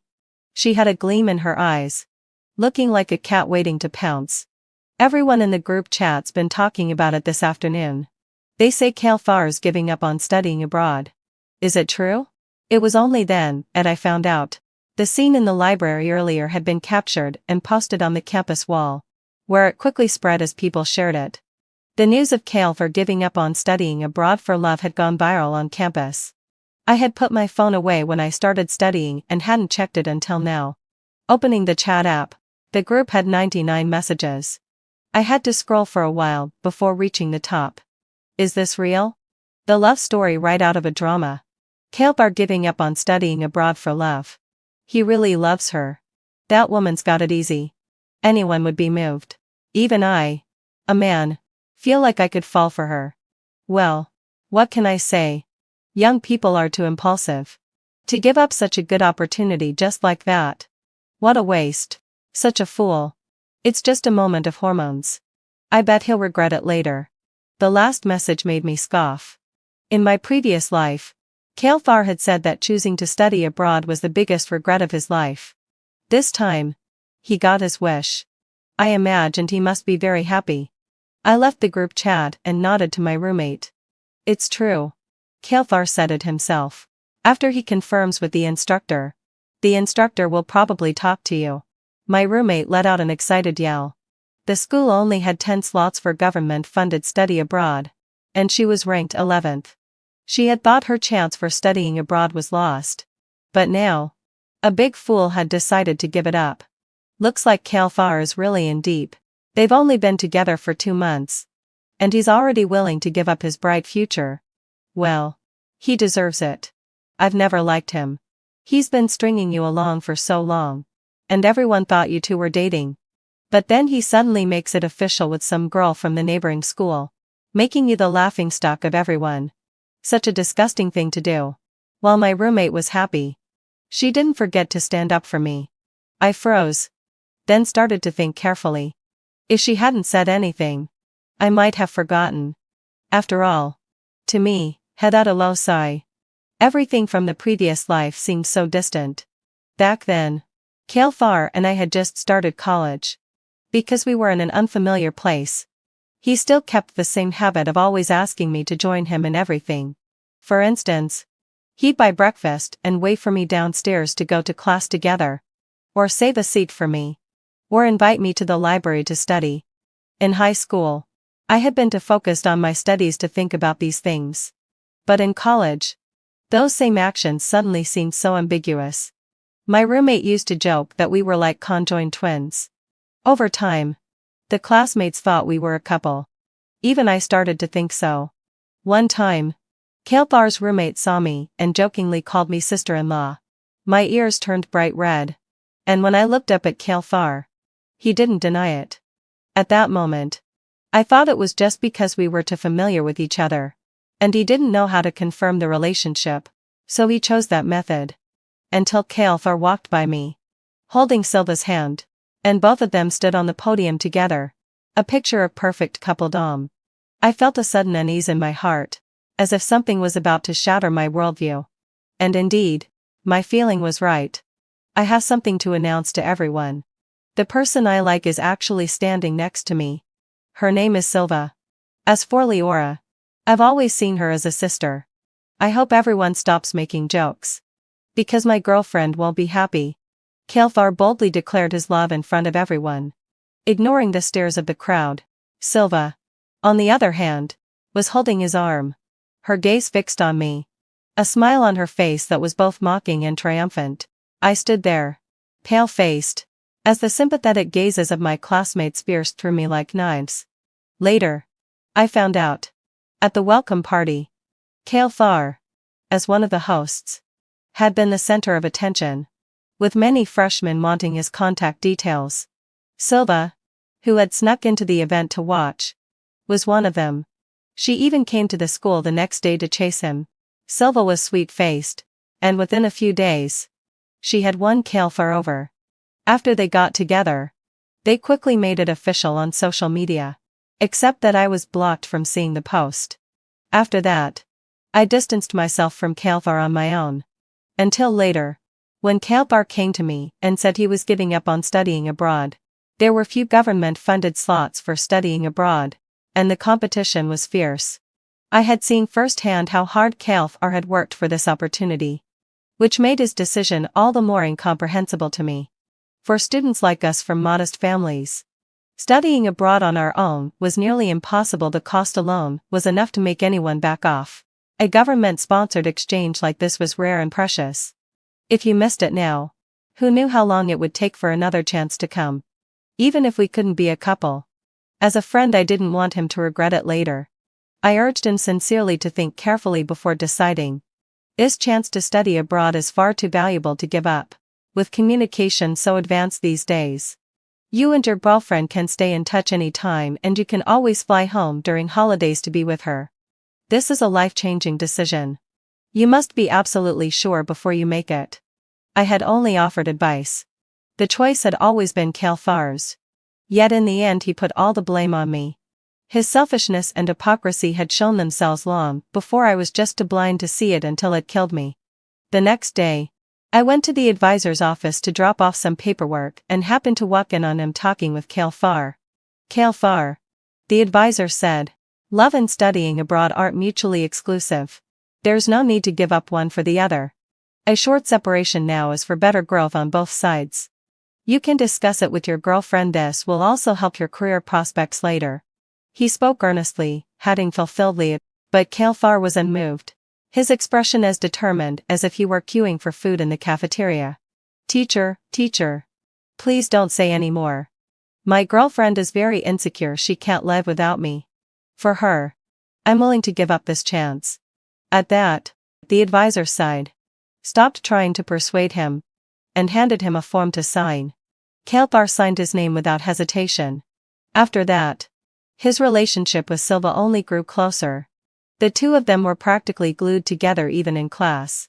As finals approached and everyone else was anxiously reviewing while the teacher went over key points, Kalfar sat below, distracted, teasing Silva instead. From the back door of the classroom, a woman suddenly shouted in fury, Kalfar, what do you think you're doing? He turned, startled to his shock. It was his mother. Mom?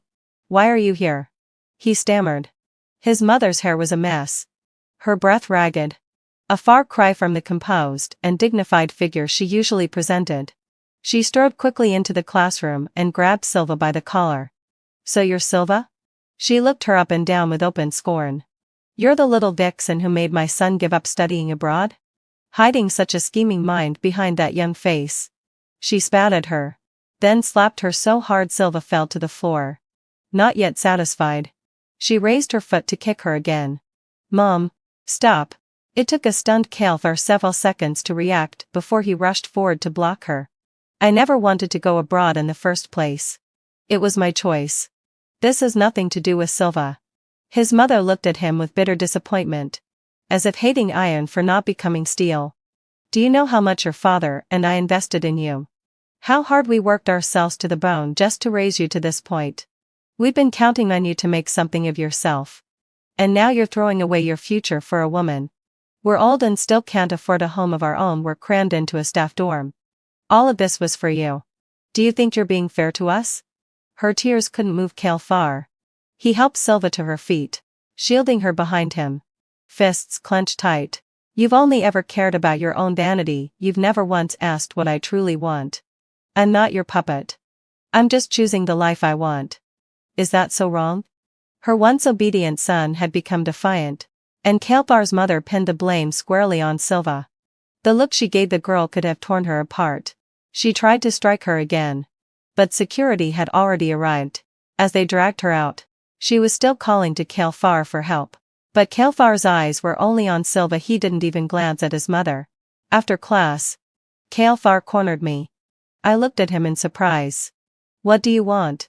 If it wasn't important, he should get lost. Lunchtime meant a battle for food. Something in his head must have snapped. Assuming I'd tattled to his mother, he actually came to threaten me. Leora, feeling proud of yourself? You thought telling my mom would make me go abroad with you? You thought you could win me with tricks like that? Dream on. I love Silva. You'll never succeed. I'm warning you if this happens again. Don't blame me for forgetting our childhood friendship. I was speechless beyond words. You think you're a judge handing out verdicts? Which eye of yours saw me tell your mom anything? I pulled up my chat history with his mother and shoved it under his nose. Look closely at the dates. I haven't messaged your mom in almost a year. It was Kalfar's mother who had sent me plenty of messages, all blaming me for not stopping him. I had ignored them. Your business is all over campus. Your mom's a teacher. He's taught plenty of students here. You think she needed me to tell her?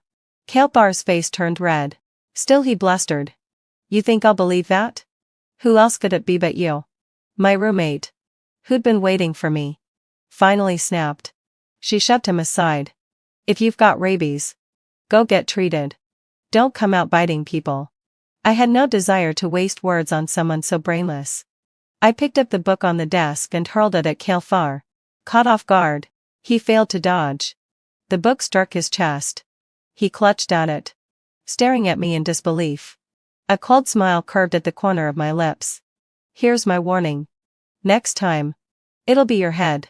Maybe the warning worked. Kael'thar didn't bother me again for a long while. When the last final ended, summer officially began. By the time I got home, the table was already laden with food. My father hurried to take my bag, circling me with tearful eyes and a worried look on his broad, gruff face. You've lost so much weight. This time I'll cook more to help you put it back on. It'll be even harder once you're abroad. My mother, hearing the commotion, ran out of the kitchen without even putting down the spatula. Leora, you're finally back. I've missed you so much.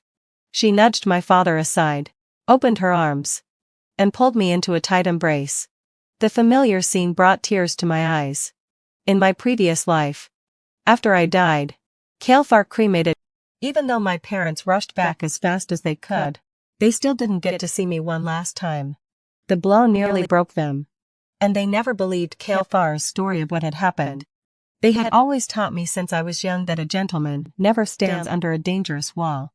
How could I possibly do something as risky as cleaning the rooftop windows in the middle of the night? When my parents questioned Kael'thar, he lied without batting an eye, even holding my posthumous photo and crying as if it were the end of the world. Although my parents suspected the cause of my death, without any evidence, they had to let the matter rest. A few years later, my mother passed away quietly, and soon after, my father followed her. Even though I made a video call to them immediately after being reborn, seeing them so full of life again made me burst into uncontrollable tears. I lost control of my emotions for a moment, frightening my parents. Is it because you're about to go abroad and are reluctant to leave? How about we let you stay here instead? The boy next door isn't going anymore. And honestly, studying here seems fine too. My mother slapped my father lightly. What nonsense are you talking? Stop dragging the child back. My father, defeated, slumped his shoulders and said nothing. After scolding my father, my mother lowered her voice and said to me, lately, things have been a mess next door. Don't you dare be like that, boy. If you even think about doing this, I swear I'll break your legs before sending you abroad. For a brief moment, my mother was warm, but that quickly shifted to her more formidable self. The thought of being at the mercy of my fierce mother sent a shiver down my spine, and I shook my head furiously. I won't. As soon as school starts, I'll quickly go abroad. At dinner, my mother realized she had forgotten to buy drinks. I volunteered to run the errand, and when I came back with the drinks, I bumped into Kael'thar and Silva standing at his front door. I have to admit, Kael'thar had a lot of nerve. After just having an argument with his mother and girlfriend, he dared to bring Silva home. He truly had no fear of pushing his mother to the edge. And sure enough, as soon as Kael'thar's mother opened the door and saw Silva, her face darkened instantly. Kael'thar, has your brain been jammed in the door? You actually dare to bring this shameless girl here? Are you trying to make me die? Silva shuddered, her head lowered, hiding behind Kael'thar. Kael'thar helplessly explained. Silva has some family matters. She'll stay at our place for the summer.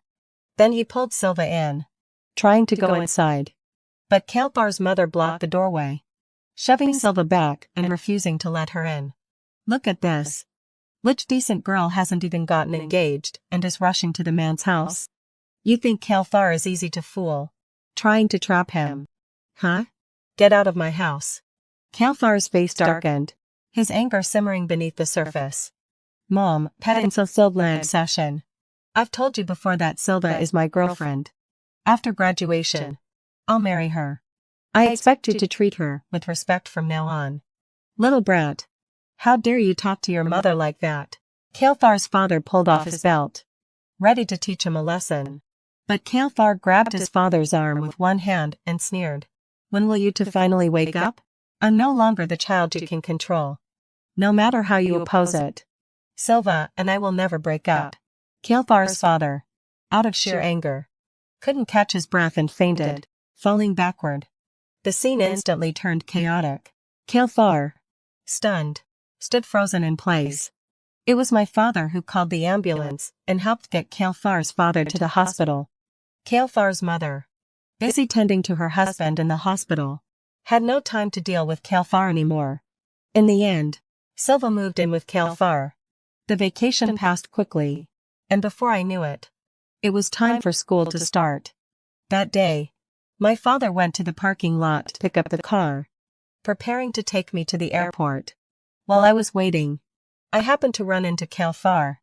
In just a short months, the drama next door had unfolded several times over. Kael'thar's mother and Silva fought almost every other day, small arguments on one day, large ones on the next, shouting so loud that the whole building could hear. The neighbors were fed up and had called the police multiple times. His family had practically become regulars at the local police station. Kael'thar looked drained, as if all his energy had been sapped, his spirit sagging. When he saw the large piles of luggage on the ground, he froze for a moment. I didn't pay him any attention, simply dragging my suitcase around him and getting into the car, driving off without a second glance. Behind me, Kael'thar stood motionless, watching the car drive away. Over a dozen hours later, the plane landed, and I arrived in a foreign country. Having been through it once before, nothing here seemed unfamiliar, especially when I ran into my mentor from my previous life. She was a kind old lady, always warm and welcoming. With her help, I quickly adapted to the new campus and the new classmates. Before long, 2 years passed in the blink of an eye. I didn't choose to return home, but stayed under my mentor's guidance, continuing my studies. In my previous life, as soon as the time came, Kael'thar couldn't wait to return home. My mentor had once suggested I stay longer to keep learning, but by that time, I was already dating Kael'thar, and I had to decline her offer, choosing to go back home with him instead. Now that I think about it, Kael'thar must have been rushing back for Silva. 6 more years passed, and I graduated with a doctorate, preparing to return home. After getting off the plane, I took a taxi straight home and ran into Kael'thar's mother in the hallway. Once home, my parents had prepared a large feast to welcome me back. My mother wiped away her tears and asked, "Finally home. You're not leaving again, are you?" I comforted her. "I'm not going anywhere. I've graduated. What would I go back for? I've already found a job." "So soon?" "Of course. I'm a Rudderny with a PhD. Lots of companies are vying for me." It had been so long since we last met, and I lost track of time while talking to my parents. It wasn't until the sun began to set that I remembered I had a class reunion to attend. Over the years, every time there was a class gathering, our high school class president would invite me. But I had always been abroad, unable to attend. He had moved the reunion to today because he knew I was coming back. Afraid of being late, I quickly tidied myself up and rushed out the door. And as luck would have it, the moment I opened the door, I ran right into Kael'thar. What a stroke of bad luck. As for Kael'thar's life these past few years, I had heard bits and pieces from my mother. In their senior year, Kael'thar's parents had wanted him to continue his studies, and he was also on board with the idea. But Silva disagreed, wanting him to find a job as soon as possible. Kael'thar, worn down by her, lost focus and couldn't study properly. As expected, he failed the entrance exam for graduate school and had no choice but to find a job.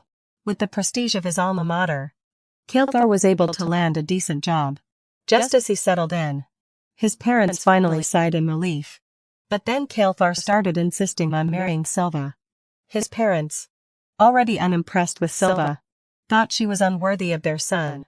And on top of that, Silva was demanding an exorbitant dowry of 600 yuan and a house in the city center. His parents refused, but Kael'thar threw a fit, and in the end, they couldn't fight their son's will and grudgingly agreed. They dug into their savings, borrowed a lot of money, and managed to scrape together the amount. At first, when Kael'thar and Silva got married, they had a sweet honeymoon period. But later, everyone who joined the company at the same time got promoted, while Kael'thar stayed stuck in the same position. Silva spent money lavishly, and Kael'thar's salary barely covered her expenses. After she spent it all, She would scold him for being incapable, complaining that he earned too little to even buy her a designer bag. When their arguments escalated, they even came close to divorce. But recently, when Calvert got promoted to manager and his financial situation improved, he bought a new car and treated Silva to many new things. And they reconciled. Over the years, Calvert had changed quite a bit. He was still under 30, but his hairline had receded significantly, making him look slightly greasy. He was dressed in a suit, tie, and carrying himself like a typical successful person. He looked like someone heading to a class reunion. When Calvert saw me, his eyes lit up. "I heard you came back to the country. I was just planning to find some time to meet up, but I didn't expect to run into you right now. Are you heading to the class reunion too? We're going the same way. Let me give you a ride." With that, he casually flashed the keys to his BMW. I thought for a moment before agreeing. After all, the company hadn't yet provided me with a car, so why not take advantage of a free driver? Calvert opened the passenger door and made a gesture inviting me in. I didn't even look at it, opening the back seat door instead and sitting down. "I'll sit in the back. I don't sit in the front passenger seat casually." Calvert's face darkened, and he slammed the passenger door shut with a forceful bang. While waiting for the traffic light, he rolled up his sleeves and once again casually flashed his Rolex watch. Luxury cars and watches, these were not things ordinary people could afford. Had manager salaries really reached such heights? Or was there something shady about that money? Calvert smiled confidently into the rearview mirror. "I heard you're planning to develop your career back here. Have you found any opportunities yet?" His greasy tone made me not want to answer, so I simply closed my eyes and pretended to sleep. He mistakenly thought that meant I hadn't found a job yet. He forced a business card into my hand. "I'm kind of a leader now, so getting someone in shouldn't be an issue. You can come work as my assistant. The salary will be no less than $3,000. $3,000? I raised an eyebrow. I was curious if Calvert knew that the new company had offered me a six-figure salary. Would he still say something like that? Calvert continued to boast. You know, jobs are really hard to come by nowadays. I'm only offering this because we're old acquaintances. Most people don't get this kind of treatment." Throughout the entire high school reunion, on the way back, Calvert tirelessly tried to show me how well he was doing. Even though he hadn't studied abroad, it hadn't cost him anything. He kept talking to himself like a clown. It was laughable. The day I started my new job, I saw Calvert again and realized we were working at the same company. The CEO was a senior who had graduated a few years before me. He introduced me to everyone, and when he mentioned that I had just been appointed as the new director, Calvert's face first showed confusion, then disbelief. His face looked like someone had slapped him several times, turning from red to green. I had suspected for a while that Calvert's money wasn't clean, and now that I had him cornered, there was no way I was going to let him off easily. I secretly investigated and soon found some of his dirty little secrets. Embezzling public funds, false reimbursements, accepting bribes, each one was enough to land him in trouble. I immediately called the police. They arrived quickly at Calvert's office. At first, Calvert looked confused, but when the police mentioned he was being investigated for embezzlement, he immediately collapsed to the floor in fear. The police took Calvert away for questioning. When his mother found out, she came to my office, shouting at me, "This is all unfair. I never told him to embezzle money. Whoever spent the money, go and find them. If you get the money back, maybe you can get my son out." After that, I called security to have her removed. That night, a fierce argument broke out in Calvert's family. "My son has always been timid. If it wasn't for your instigation, he would never have done something so illegal. Now get the money back." Silva desperately clutched the box where she was hiding the money. "I spent it all already. Where would the money come from? You never said anything when you were spending it, but now you blame me. If your son wasn't so useless and couldn't earn enough money, we wouldn't be in this mess." Calvert's mother practically hated Silva. "It's all because of you, the bad luck star. Everyone else who started at the same time got promoted, but Calvert, with just a bachelor's degree, is still stuck. If he had listened to me and gone abroad to study, he should have been the one promoted to director. Kalthar's mother grabbed at the box, trying to pull it away from Silva. When she was about to succeed, Silva panicked and picked up something from the desk to smash it on Kalthar's mother's head. By the time Kalthar was released on bail and returned home, he opened the door to find his mother lying in a pool of blood. Silva was nowhere to be found, and the valuables in the house were gone. Later, Kalthar found her at a few places she frequently visited. He hit her on the head with the ashtray she'd had used to smash his mother. On the third day after Silva's body was discovered, the police arrested Kalthar on a ship heading abroad, attempting to flee the country. With charges of embezzlement and intentional murder, Kalthar was facing multiple charges, and his life in prison seemed almost certain. After the court's verdict came down, Kalthar insisted on seeing me. I was curious about what he might say in his final moments, so I agreed to his request. As soon as he saw me, Kalthar burst into tears. Crying, he began reminiscing about the past. I don't know why, but I've been dreaming about the time when we just started university. Those were the best days of my life, when we were childhood sweethearts, full of ambition. Unfortunately, Henning fulfilled me. I was too foolish back then. I didn't cherish the person in front of me. If I had chosen to study abroad with you, would everything have been different? Hearing those familiar words, my fingers tight and around the book I was holding, my fingertips turning white. Kalthar's repentance seemed sincere, but not a word of it did I believe. After all, I knew very well what the alternative outcome would have been. No matter which path he chose, he would have regretted it in the end, painting an idealized version of the road he didn't take in his mind. Even if he had been reborn with the memories of his past life, he would still fail. People who make mistakes never learn to look for the reasons within themselves. The visiting time had intended, but I didn't want to hear any more. I didn't want to waste time on someone who wasn't worth it. As Kalthar lamented his wrong choices, I stepped out the door. His voice faded behind me, and his rotten life came to an end. As for mine, it was just beginning.